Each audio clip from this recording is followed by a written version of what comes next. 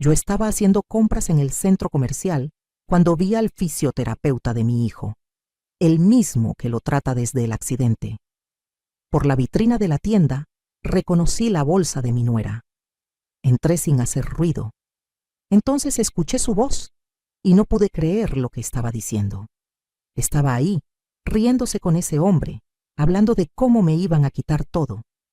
Decía que yo era una vieja tonta, que mi hijo estaba de acuerdo con el plan, que en cuanto firmara los papeles de la casa, me iban a mandar a un asilo de ancianos, que ya habían encontrado el lugar perfecto, barato, lejos de la ciudad.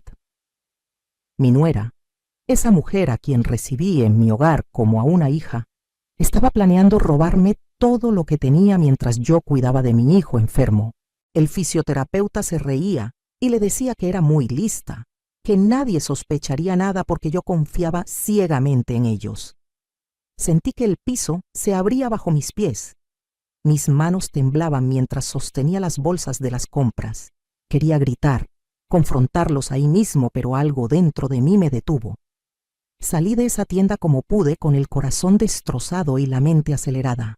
Esa tarde descubrí que las personas en quienes más confiaba estaban tramando la traición más cruel que podía imaginar.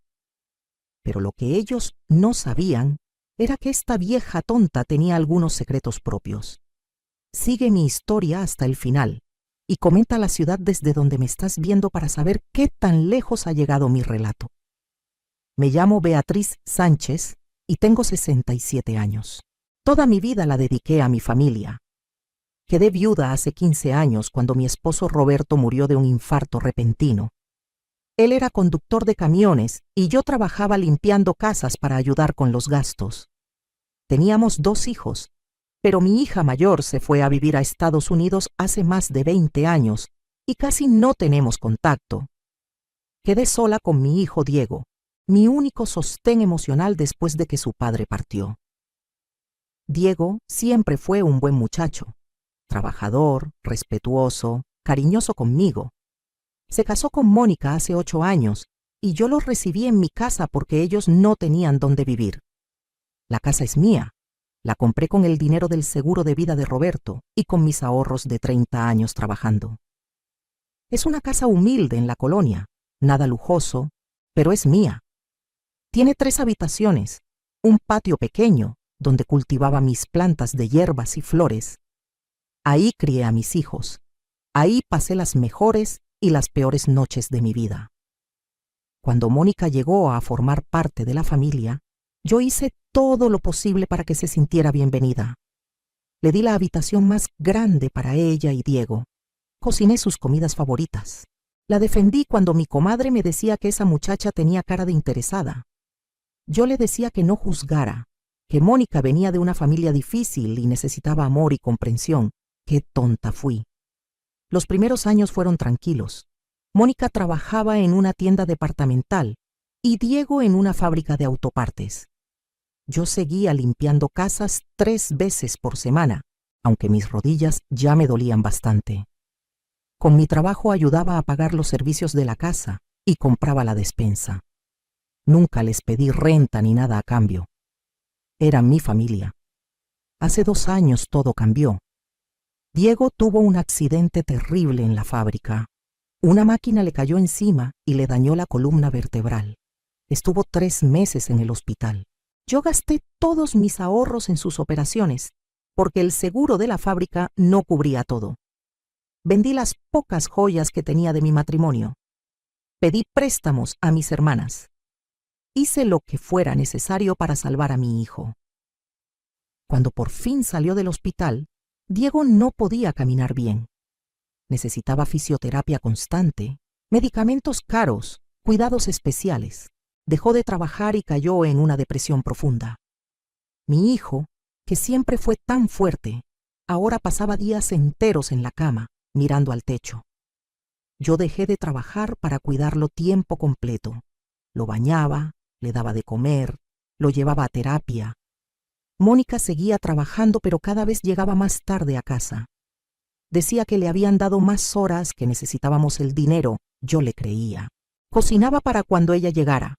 Mantenía la casa limpia a pesar de mi cansancio. Cuidaba de Diego día y noche. Hubo noches en que no dormí nada porque mi hijo tenía dolores terribles y yo me quedaba a su lado, dándole masajes en las piernas, rezando para que mejorara. El fisioterapeuta era un hombre joven, se llamaba Javier. Llegaba 3 veces por semana a la casa para trabajar con Diego. Siempre fue muy amable conmigo, me preguntaba cómo estaba, me decía que yo era una madre ejemplar. A veces se quedaba conversando después de las sesiones, tomando el café que yo le ofrecía. Mónica siempre estaba presente en esas pláticas. Yo pensaba que era lindo que se llevaran bien, que mi nuera fuera amable con el doctor que estaba ayudando a mi hijo. Nunca sospeché nada. Qué ciega estuve. Los cambios comenzaron sutilmente. Mónica empezó a preguntarme sobre los papeles de la casa. Decía que era importante tener todo en orden por si me pasaba algo. Que a mi edad uno nunca sabe. Yo le decía que sí, que tenía razón, pero no le daba mucha importancia. Luego empezó a sugerirme que pusiera la casa a nombre de Diego, que así él tendría seguridad, que era mi único hijo varón aquí en México, que mi hija de Estados Unidos no merecía nada porque nos había abandonado. Sus argumentos tenían sentido. Yo ya estaba mayor. Diego era mi hijo. Era natural que él heredara. Pero algo en mi interior me hacía dudar. Una tarde Mónica llegó con un abogado a la casa. Dijo que era un amigo suyo, que nos iba a ayudar a arreglar los papeles gratis, como un favor. El hombre era joven, vestía traje barato y tenía una sonrisa que no me gustó. Me explicó que lo mejor era hacer una transferencia de propiedad en vida, que así nos ahorrábamos impuestos y problemas futuros. Trajo papeles ya preparados. Solo necesitaba mi firma. Yo le dije que lo iba a pensar, que necesitaba tiempo. Vi la cara de frustración de Mónica. Diego estaba en su cuarto como siempre, y ni siquiera salió a saludar al abogado. Esa noche escuché a Mónica hablando por teléfono en el patio. Decía que yo era necia, que estaba tardando mucho en firmar, que tenían que apurarse porque no aguantaba más vivir en esa casa vieja conmigo. Sentí un dolor en el pecho, pero traté de convencerme de que había malinterpretado la conversación. Las semanas siguientes, Mónica cambió su actitud conmigo. Ya no era amable. Llegaba y se encerraba en su cuarto sin saludar. Dejaba sus platos sucios para que yo los lavara. Dejó de agradecer cuando cocinaba. Un día le pedí que me ayudara a bañar a Diego porque me dolía mucho la espalda y me gritó que ella trabajaba todo el día y no tenía por qué hacer mi trabajo. Me quedé helada. Nunca me había hablado así. Cuando traté de hablar con Diego sobre el comportamiento de su esposa, él me dijo que lo dejara en paz, que ya tenía suficientes problemas. Mi hijo había cambiado. Ya no era el hombre cariñoso que yo conocía. Estaba amargado, enojado con la vida, y yo me convertí en el blanco de su frustración. Empezó a reclamarme por todo, que la comida estaba muy salada, que hacía ruido en las mañanas, que mi presencia lo agobiaba. Javier, el fisioterapeuta, seguía viniendo regularmente. Noté que él y Mónica se quedaban hablando en voz baja mientras yo atendía a Diego. Se reían juntos. Ella se arreglaba más los días que él venía. Se ponía perfume, se pintaba los labios. Una vez entré a la sala y los encontré muy cerca uno del otro, viendo algo en el celular de él. Se separaron rápidamente cuando me vieron. Mónica dijo que Javier le estaba mostrando ejercicios que Diego podía hacer solo. Yo asentí y me retiré, pero algo no se sentía bien. Empecé a notar más cosas. Mónica salía los fines de semana diciendo que iba a casa de su madre, pero una vez la vi subirse a un auto que no reconocí. Javier empezó a llegar con regalos para la casa. Una licuadora nueva, unas toallas, cosas que decía que ya no necesitaba. Mónica lo recibía con una familiaridad que me incomodaba. Un domingo Diego me dijo que necesitaban privacidad, que yo debería salir más, visitar a mis hermanas, no estar todo el tiempo en la casa. Me dolió profundamente porque yo estaba ahí cuidándolo a él, sacrificando mi propia vida por su bienestar, pero obedecí. Empecé a salir los domingos a visitar a mi hermana Lupita. Ella vivía del otro lado de la ciudad y yo aprovechaba para desahogarme.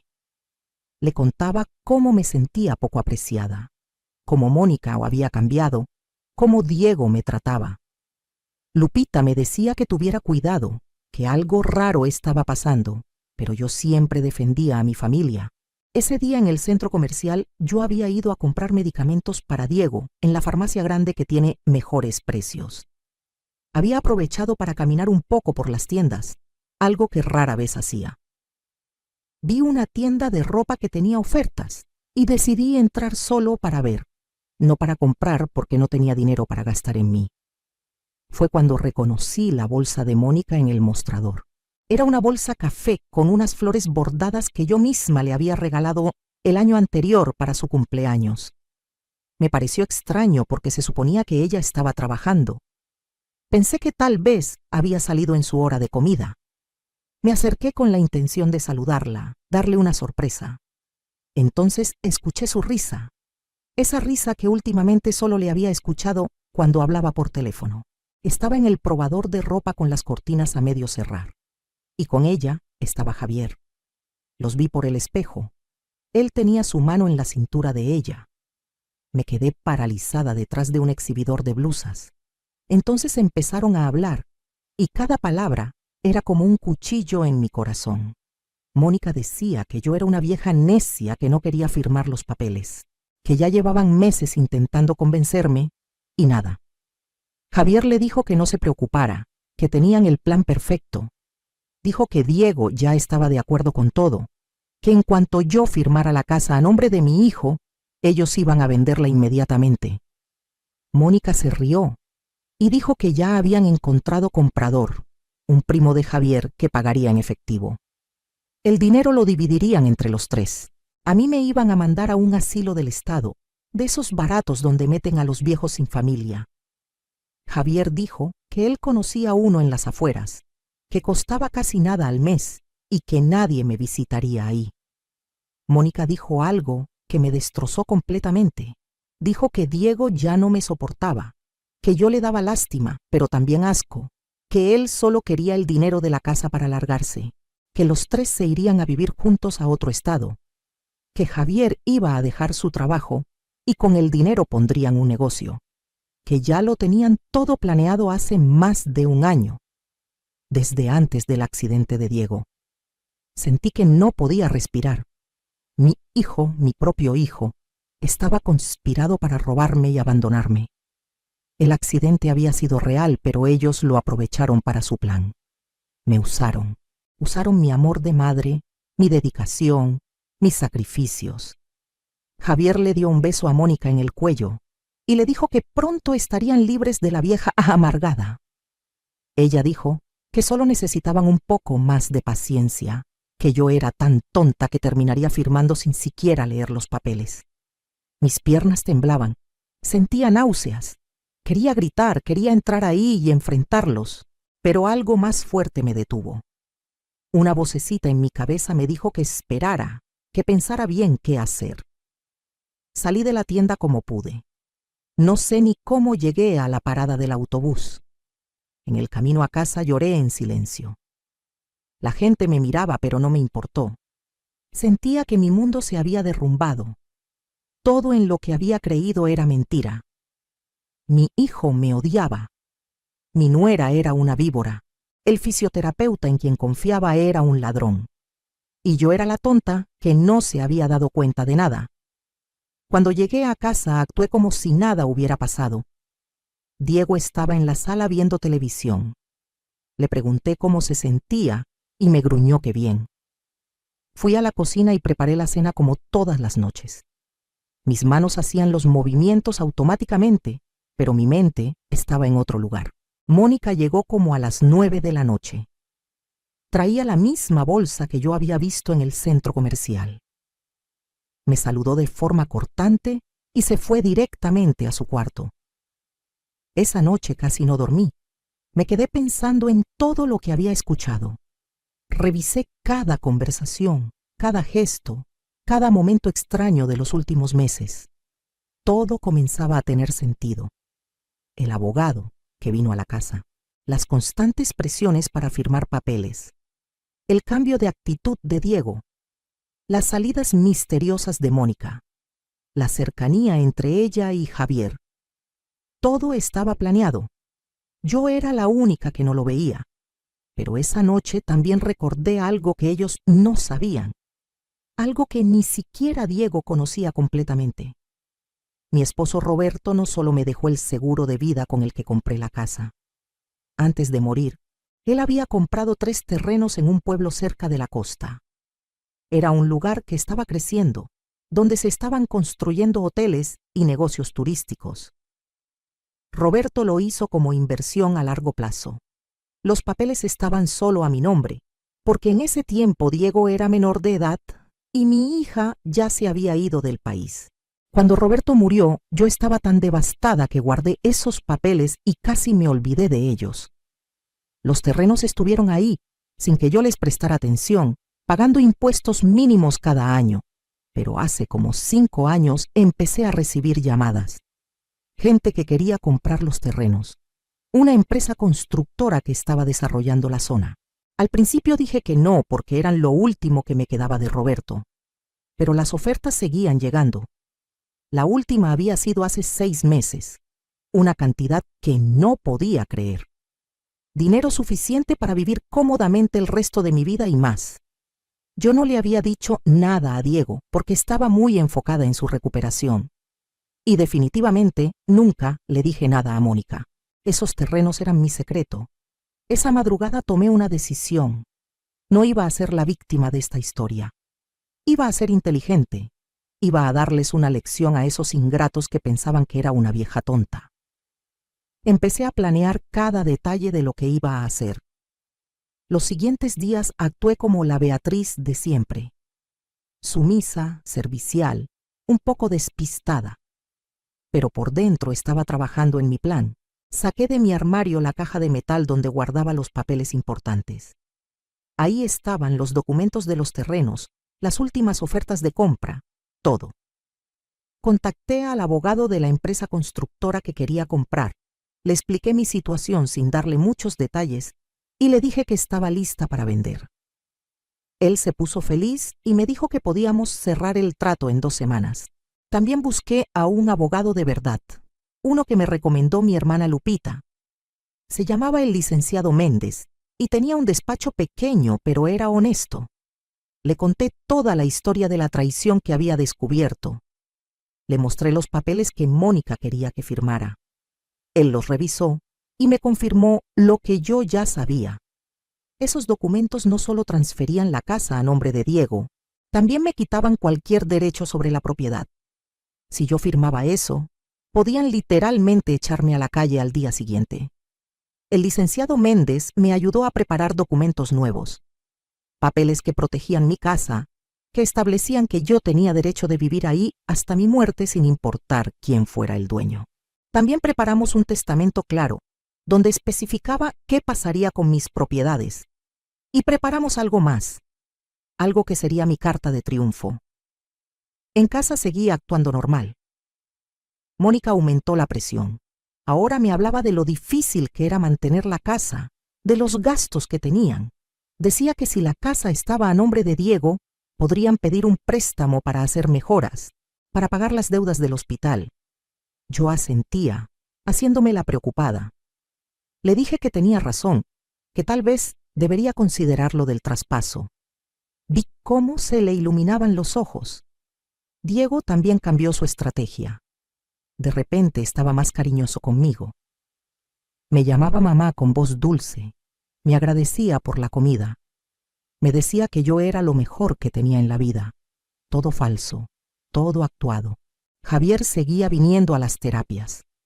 Ahora yo lo miraba con otros ojos. Veía cómo se quedaba mirando mi casa, evaluando cuánto podría valer. Veía las miradas que intercambiaba con Mónica cuando pensaban que yo no los veía. Un día fingí estar muy cansada y confundida. Les dije que me sentía mal, que tal vez me estaba haciendo vieja muy rápido. Mónica aprovechó el momento. Me dijo que no me preocupara, que ellos se iban a hacer cargo de todo, que lo único que necesitaba era firmar los papeles para que Diego pudiera manejar las propiedades y yo pudiera descansar, que incluso habían encontrado un lugar muy lindo donde yo podría estar más cómoda, donde habría enfermeras que me cuidarían y yo no tendría que preocuparme por nada. Describió el asilo como si fuera un hotel de 5 estrellas. Yo sabía que era mentira.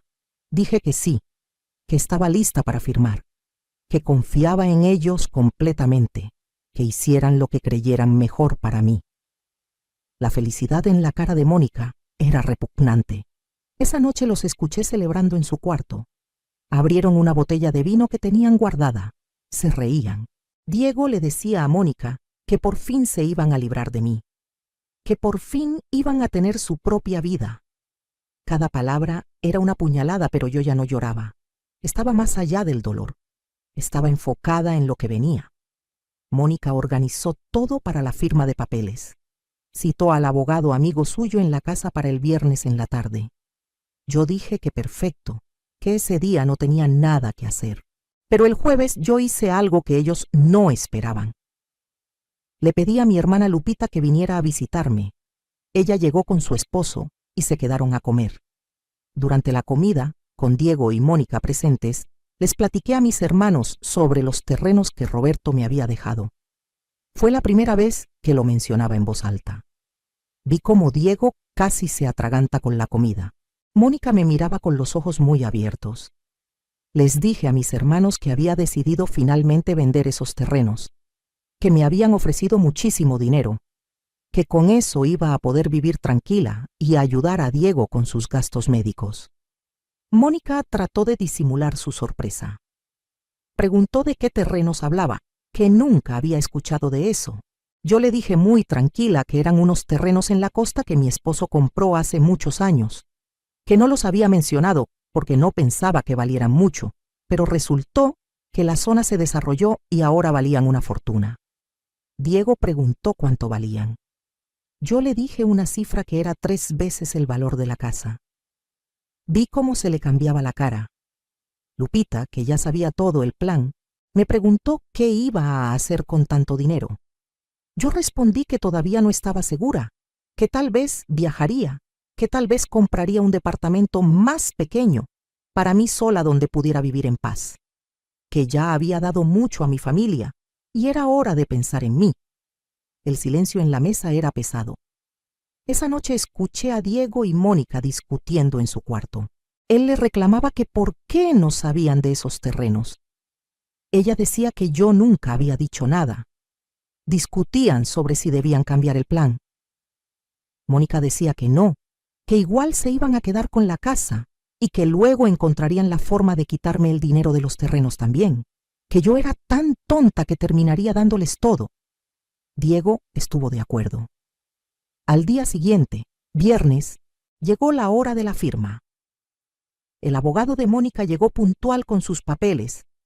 Se sentó en la mesa del comedor y extendió los documentos. Mónica estaba nerviosa, pero trataba de verse tranquila. Diego estaba en su silla de ruedas al lado de la mesa. El abogado empezó a explicar los papeles con palabras complicadas.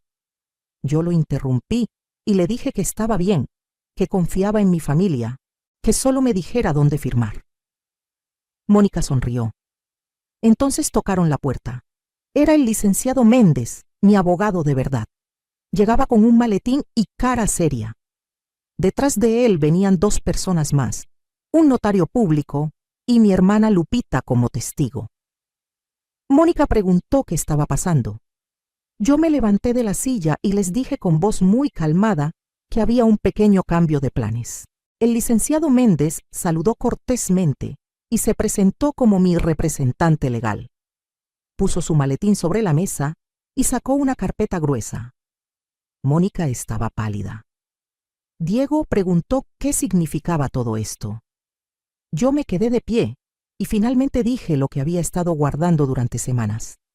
Les dije que sabía todo, que los había escuchado en el centro comercial, que sabía de su plan para robarme la casa y meterme en un asilo, que sabía que Diego estaba de acuerdo con todo, que sabía de la relación entre Mónica y Javier. El silencio que siguió fue sepulcral. Mónica trató de negar todo. Dijo que yo estaba confundida, que estaba inventando cosas. Diego me miraba con una mezcla de sorpresa y miedo. El abogado de Mónica trató de retirarse, pero el licenciado Méndez le pidió que se quedara, que tal vez necesitaría escuchar esto también para saber en qué tipo de fraude estaba participando. Entonces empecé a hablar. Les conté con detalles exactos la conversación que escuché. Les repetí palabra por palabra lo que dijeron sobre mandarme al asilo barato, sobre vender la casa, sobre dividir el dinero entre los tres. Vi cómo Mónica se ponía cada vez más pálida. Diego bajó la mirada. No podían negar nada porque yo tenía todos los detalles, pero ahí no terminó. El licenciado Méndez abrió su carpeta y empezó a sacar documentos. Primero mostró los papeles que el abogado de Mónica había traído para que yo firmara. Leyó en voz alta las cláusulas que básicamente me dejaban sin nada. Luego sacó otros papeles. Eran fotografías. Mi hermana Lupita había contratado a un investigador privado las semanas anteriores. Teníamos fotos de Mónica y Javier juntos en restaurantes, en hoteles, besándose en la calle. Teníamos grabaciones de conversaciones telefónicas donde planeaban el fraude. Todo legal, todo obtenido correctamente para que pudiera usarse como evidencia. Mónica empezó a llorar. Diego me miró con odio puro. Me dijo que cómo me atrevía a espiarlos, que era una vieja metiche. Yo le respondí con voz firme que era una madre que se estaba defendiendo de los hijos ingratos que querían robarle. Entonces vino la mejor parte. El licenciado Méndez sacó más documentos. Eran los papeles de venta de los terrenos. Ya estaban firmados. Yo había vendido los terrenos 2 días antes. El dinero ya estaba en una cuenta de banco nueva que ellos no conocían. Una cantidad enorme que me aseguraba vivir cómodamente el resto de mis días. Pero había más. También había firmado un nuevo testamento. En ese testamento quedaba claro que Diego heredaría la casa, pero solo después de mi muerte. Y yo tenía derecho absoluto de vivir en ella hasta ese momento. Si alguien intentaba echarme o hacerme firmar algo bajo presión, la casa se vendería y todo el dinero iría a una fundación de caridad. Diego no recibiría nada. Mónica gritó que eso no era justo, que ellos habían cuidado de mí. Me eché a reír. Fue una risa amarga pero liberadora. Le pregunté de qué cuidados hablaba. Si yo era quien limpiaba, cocinaba, cuidaba de Diego día y noche. Si yo había gastado todos mis ahorros en las operaciones de mi hijo. Si yo había sacrificado mi vida entera por ellos y así me pagaban. Entonces llegó el golpe final. El notario público sacó un documento más. Era una demanda de desalojo. Tenían 24 horas para abandonar mi casa. Mónica y Diego, los dos. Diego empezó a gritar que no podía echarlos, que él era mi hijo, que estaba enfermo. Yo le dije con voz muy tranquila que debería haber pensado en eso antes de planear robarme y abandonarme. Que por mí podía irse con su amante Javier y Mónica, que al final era lo que querían. Mónica cayó de rodillas llorando. Me pedía perdón. Decía que todo era mentira, que me amaba como a una madre. Yo le dije que se callara, que sus lágrimas no significaban nada para mí. El abogado que ella había traído se levantó y se fue sin decir palabra. Sabía que lo habían usado para cometer un fraude y no quería problemas legales. Mi hermana Lupita me abrazó. El licenciado Méndez explicó que si no salían voluntariamente en 24 horas, la policía vendría a sacarlos, que ya había una orden judicial preparada, que yo tenía todos los derechos de mi lado. Esa noche fue la más larga de mi vida. Diego y Mónica se encerraron en su cuarto. Los escuchaba discutir, llorar, hacer llamadas telefónicas desesperadas. Javier llegó como a las 11 de la noche. Tocó la puerta pero yo no le abrí. Se quedó afuera gritando, diciendo que necesitaba hablar con Mónica. Llamé a la policía y se lo llevaron por escándalo en vía pública. Al día siguiente, sábado por la mañana, empezaron a empacar sus cosas. Diego no me dirigía la palabra. Mónica intentó hablar conmigo varias veces, pero yo no le respondí. No había nada que decir. A media tarde llegó una camioneta. Era Javier con un amigo. Cargaron las pocas pertenencias que tenían y se fueron. Antes de irse, Diego me miró desde la puerta. Me dijo que yo era la peor madre del mundo, que me iba a arrepentir de esto, que me iba a quedar sola y nadie iba a cuidar de mí cuando estuviera vieja y enferma. Yo le respondí que prefería estar sola a estar rodeada de víboras traidoras, que él había dejado de ser mi hijo el día que decidió robarme. Se fueron. La puerta se cerró y por primera vez en años sentí paz. Mi casa estaba en silencio. No había reclamos, no había caras largas, no había que caminar con miedo. Esa noche dormí profundamente por primera vez en meses. Los días siguientes fueron de ajuste. Limpié la casa de arriba a abajo, saqué todas las cosas que me recordaban a ellos, doné la ropa que dejaron, pinté las paredes de colores nuevos y alegres. Compré plantas nuevas para el patio. Mi hermana Lupita venía a visitarme seguido y me ayudaba. Me decía que estaba orgullosa de mí, que había sido muy valiente. Con el dinero de la venta de los terrenos hice varias cosas. Primero, arreglé completamente mi casa. Le puse rejas nuevas, pintura fresca, arreglé el techo que tenía goteras. Cambié los muebles viejos por unos más cómodos. Me di todos los gustos que nunca me había permitido. Compré una televisión grande, un buen colchón, ropa nueva para mí. También invertí parte del dinero de forma inteligente con ayuda del licenciado Méndez. Puse una parte en un fondo de inversión que me daba rendimientos mensuales. Con eso tenía para vivir cómodamente sin trabajar. Abrí una cuenta de ahorros para emergencias médicas. Y guardé una cantidad para viajar. Siempre había querido conocer otros lugares, pero nunca había tenido la oportunidad. A las pocas semanas empecé a recibir llamadas de Diego. Al principio no contestaba. Luego decidí atender una. Estaba viviendo con Mónica y Javier en un departamento pequeño. Las cosas no estaban yendo bien entre ellos. Mónica y Javier peleaban mucho. Diego se había dado cuenta de que ellos planeaban dejarlo una vez que tuvieran el dinero de la casa, que él también era parte del plan. Me pedía perdón, decía que había sido un tonto.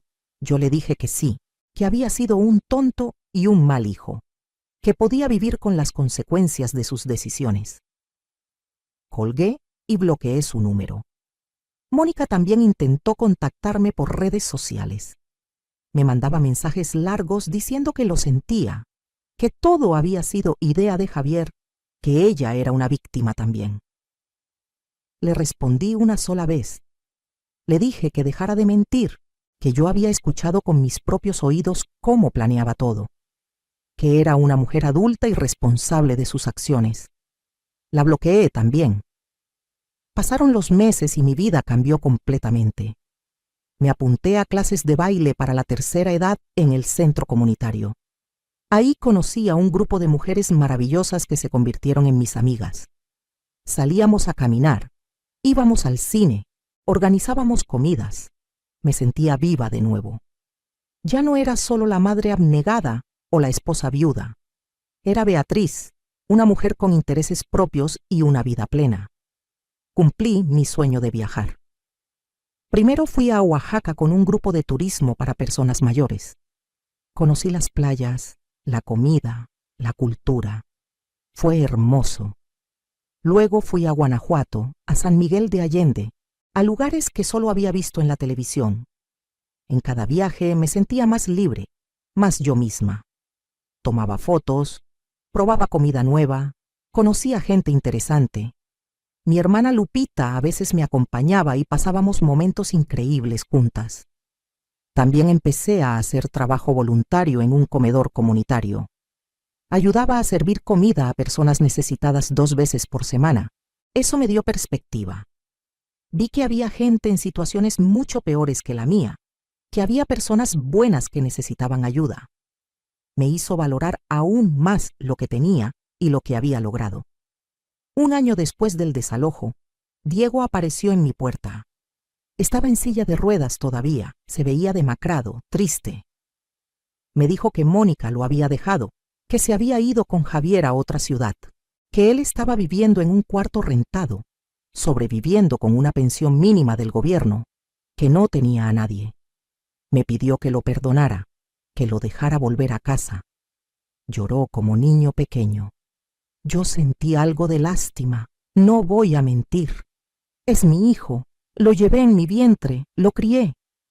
Pero también recordé todo lo que me hizo. Recordé las palabras que escuché ese día en el centro comercial. Recordé cómo planearon robarme y abandonarme. Le dije que lo que le estaba pasando era consecuencia de sus propias acciones, que yo le había dado todo y él decidió traicionarme, que ahora tenía que aprender a vivir con esas decisiones. Le di dinero para que comiera esa semana, pero le dejé claro que no iba a volver a mi casa, que no iba a volver a tener acceso a mi vida, que si realmente quería mi perdón, tenía que demostrarlo con acciones, no solo con palabras. No he vuelto a saber de él desde entonces. Supe por terceros que consiguió un trabajo de medio tiempo en una tienda, que está rentando un cuarto pequeño, que está solo. Una parte de mí se siente mal por él. Pero la parte más fuerte, la parte que aprendió a valorarse, sabe que hice lo correcto. Mónica intentó regresar a buscarme hace unos meses. Llegó con regalos y una carta larga pidiendo perdón. La atendí en la puerta, pero no la dejé entrar. Le dije que apreciaba que reconociera su error, pero que el daño que me hizo era imperdonable. Que le deseaba lo mejor en su vida, pero lejos de mí. Se fue llorando. No sentí nada. Es extraño cómo el tiempo y la distancia pueden cambiar los sentimientos. Personas que creí amar resultan ser extraños que me hicieron daño. Ahora tengo 68 años. Mi vida es tranquila, pero plena. Me levanto cuando quiero, desayuno en mi patio rodeada de mis plantas. Leo libros que siempre quise leer, pero nunca tuve tiempo. Veo mis novelas sin que nadie me interrumpa o se queje. Cocino lo que se me antoja, solo para mí, sin tener que complacer a nadie más. Los martes y jueves voy a mi clase de baile. Los miércoles ayudo en el comedor comunitario. Los viernes salgo con mis amigas a caminar por el parque o tomar café. Los fines de semana visito a mi hermana o ella viene a mi casa. A veces viajo. El mes pasado fui a Puebla y fue maravilloso. Tengo planes de ir a Chiapas el próximo año. Mi casa es mi santuario. La he llenado de cosas que me gustan. Tengo cortinas de colores alegres, cojines cómodos, plantas por todos lados. Tengo fotos de mis viajes en las paredes. Nada me recuerda a los días oscuros. Todo es nuevo, fresco, mío. Económicamente estoy más que bien. Las inversiones que hice me dan rendimientos mensuales suficientes para vivir cómodamente. Tengo seguro médico privado. Tengo ahorros para cualquier emergencia. No dependo de nadie y nadie depende de mí. Esa independencia es lo más dulce que he probado. A veces pienso en todo lo que pasó y me parece increíble. ¿Cómo pude ser tan ciega durante tanto tiempo? ¿Cómo permití que me trataran así? Pero también me siento orgullosa de cómo reaccioné cuando descubrí la verdad. No me quedé como víctima. No me dejé pisotear. Usé mi inteligencia, mis recursos y me defendí. Muchas mujeres de mi generación nos criaron para ser sumisas, para aguantar todo por la familia, para sacrificarnos sin límite. Yo hice eso durante décadas. Pero llegó un momento en que dije basta, y esa decisión me salvó la vida. He aprendido lecciones valiosas. Aprendí que el amor no debe doler, que la familia no es quien comparte tu sangre, sino quien te respeta y te valora. Aprendí que nunca es tarde para empezar de nuevo, que a los 67 años puedes reinventarte completamente. Aprendí que está bien poner límites, que está bien decir que no, que está bien pensar en ti primero. Durante años me dijeron que eso era ser egoísta. Ahora sé que es amor propio. Mis amigas nuevas me admiran. Les he contado mi historia y muchas se sienten identificadas. Varias han pasado por situaciones similares con hijos o familiares abusivos. Nos apoyamos mutuamente. Nos recordamos que tenemos valor, que merecemos respeto, que nuestra vida nos pertenece. A veces una de mis amigas, doña Carmen, me dice que soy su heroína, que le di el valor de enfrentar a su hijo que le pedía dinero constantemente. Otra amiga, doña Rosa, dejó de permitir que su nuera la tratara como sirvienta después de escuchar mis historias. Me hace feliz saber que mi experiencia puede ayudar a otras mujeres a defenderse. ¿Me arrepiento de algo? A veces me pregunto si fui muy dura con Diego. Es mi hijo y está enfermo, pero luego recuerdo que él eligió traicionarme, que tuvo muchas oportunidades de hacer lo correcto y siempre eligió el camino fácil y cruel. Las consecuencias de sus acciones son responsabilidad de él, no mía. Yo ya di todo lo que podía dar. Gasté mis ahorros en sus operaciones. Dejé de trabajar para cuidarlo. Le di amor incondicional durante más de 40 años, y él me pagó planeando robarme y abandonarme. No le debo nada más. Mi responsabilidad ahora es conmigo misma, con vivir mis últimos años en paz y dignidad, con disfrutar el resultado de toda una vida de trabajo y sacrificio, con ser feliz, algo que no había sido en mucho tiempo. La historia de Mónica y Javier terminó como muchas historias de traición. Su relación no duró. Escuché por ahí que Javier la dejó por otra mujer más joven, que Mónica ahora trabaja en 2 empleos para sobrevivir, que vive en un cuarto pequeño y está sola. No siento satisfacción al saber eso. Simplemente no siento nada. Ella ya no es parte de mi vida. Lo que le pase no me afecta. El karma se encargó de ella sin que yo tuviera que hacer nada más. A veces en las noches, cuando estoy sentada en mi patio viendo las estrellas, pienso en Roberto, mi esposo. Me pregunto qué pensaría de todo esto. Creo que estaría orgulloso de mí. Él siempre me decía que yo era más fuerte de lo que creía, que tenía un corazón enorme pero también una voluntad de hierro. Durante años olvidé esa segunda parte. Me concentré solo en dar amor y olvidé defenderme. Pero cuando llegó el momento crucial, esa fuerza que Roberto veía en mí salió a la superficie. Los terrenos que él compró pensando en nuestro futuro terminaron salvándome. Es como si desde el cielo hubiera planeado una forma de protegerme. Esos terrenos fueron mi salvación. Sin ellos, probablemente hubiera firmado los papeles que Mónica me ponía enfrente. Hubiera quedado sin nada, en un asilo barato, abandonada y traicionada. Pero Roberto me dejó esa red de seguridad y yo la usé sabiamente. También pienso en mi hija, la que vive en Estados Unidos. Nos hemos reconectado un poco en el último año. Le conté lo que pasó y se sintió terrible por no haber estado ahí. Me ofreció ir a vivir con ella, pero le dije que no. Ahora tengo mi propia vida aquí, mis amigas, mis rutinas. Estoy bien donde estoy, pero hablamos por videollamada cada semana. Ella también tuvo problemas con su familia política, y mi historia le ayudó a poner límites. Me dice que soy una inspiración. Es bonito tener esa conexión con ella de nuevo. Quiero que las mujeres que escuchan mi historia entiendan algo importante. No importa tu edad, no importa cuánto tiempo hayas dedicado a otros, no importa cuánto hayas sacrificado. Nunca es tarde para defenderte, nunca es tarde para valorarte, nunca es tarde para decir basta. Durante décadas pensé que mi valor estaba en cuánto daba a otros, en cuánto me sacrificaba, en cuánto aguantaba. Eso es lo que nos enseñaron. Que las buenas madres se sacrifican hasta desaparecer, que las buenas esposas ponen a todos antes que a ellas mismas, que las mujeres mayores deben ser sumisas y agradecidas con lo que les dan. Todo eso es mentira. Nuestro valor está en quienes somos, no en cuánto damos. Merecemos respeto no por lo que hacemos por otros, sino simplemente por existir. Y cuando alguien, no importa si es tu hijo, tu pareja, tu familia, te trata sin respeto, tienes derecho a defenderte, tienes derecho a decir no. Tienes derecho a proteger lo que es tuyo. No es egoísmo, es amor propio. A las mujeres jóvenes les digo, no esperen a tener 67 años para aprender esta lección. Establezcan límites desde ahora. No se dejen pisotear por nadie. No sacrifiquen toda su vida por personas que no las valoran. Den amor, sí, pero den amor que sea recíproco. No regalen su vida entera a quien no lo aprecia. A las mujeres de mi edad les digo, no es tarde. Si están en una situación de abuso, de manipulación, de falta de respeto, pueden salir. Pueden empezar de nuevo.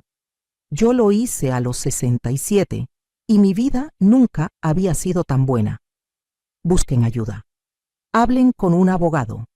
Hablen con familiares de confianza. Hablen con amigas. No se queden calladas pensando que ya es muy tarde o que no tienen opciones. Siempre hay opciones, siempre hay salida. Mi historia no es especial. Es la historia de miles de mujeres que han sido traicionadas por quienes más confiaban, pero también es una historia de victoria. De una mujer que se negó a ser víctima, que usó su inteligencia y sus recursos para defenderse, que eligió su propia felicidad sobre la culpa y la obligación. Y miren dónde estoy ahora, feliz, en paz, libre, viviendo la vida que siempre merecí pero nunca me permití tener. Viajando, riendo, disfrutando, sin miedo, sin culpa, sin tener que servir a nadie más que a mí misma. Esta es mi vida ahora y no la cambiaría por nada. ¿Qué harías tú en mi lugar? ¿Habrías perdonado a tu hijo? ¿Habrías sido más dura? ¿Menos? Comenta abajo qué piensas de mi historia. Y si conoces a alguna mujer que esté pasando por algo similar, comparte este relato con ella. Que sepa que no está sola, que hay salida, que merece respeto y dignidad, que nunca es tarde para defenderse. Mi nombre es Beatriz Sánchez. Tengo 68 años y esta es mi historia de cómo pasé de ser una víctima planeada a una mujer libre y feliz. Gracias por escucharme hasta el final. Que mi experiencia les sirva de algo, que les recuerde que ustedes también tienen fuerza, aunque a veces la olviden. Que les recuerde que merecen amor, respeto y dignidad, siempre, a cualquier edad, en cualquier circunstancia. No se rindan, no se dejen, defiéndanse, valórense, vivan,